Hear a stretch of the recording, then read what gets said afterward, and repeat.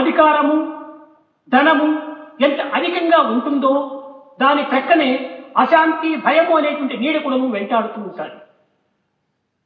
The power and wealth that you have are directly associated and proportionately with peace and fear. The lack of shadow ఉంటుంటాడు.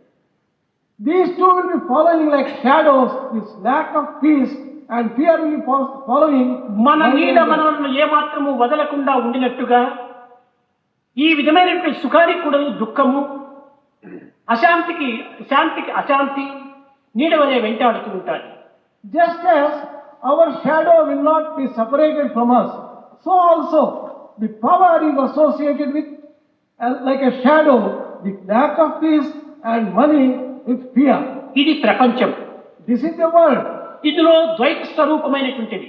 This is full of duality. The pleasure in an interval between two pains అని, రెండు బాధల మధ్యలోనే మనకు ఒక సుఖం ఉన్నది. Between two pains only there is pleasure in this world. నా సుఖార్ లభ్యతే సుఖం అని, సుఖం అనేటువంటిది మనకు సుఖంగా లభించదు, కష్టమునందే సుఖం లభిస్తుంది. You cannot get happiness out of happiness.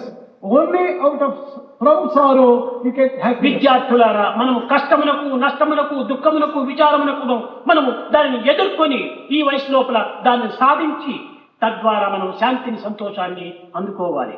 Dear students, we should not be afraid of difficulties, problems.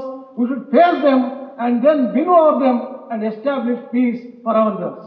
కనుక మానవత్వం అనగా కేవలము సామాన్యమైనటువంటి ఆకారంతో కూడినటువంటిది కాదు, పవిత్రమైనటువంటిది, దివ్యమైనటువంటిది, భవ్యమైనటువంటిది, నవ్యమైనటువంటి ఒక జీవితంగా మనం విశ్వసించాలి.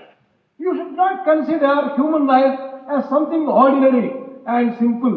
It must be considered as something sacred, something divine, something permanent and something ever new.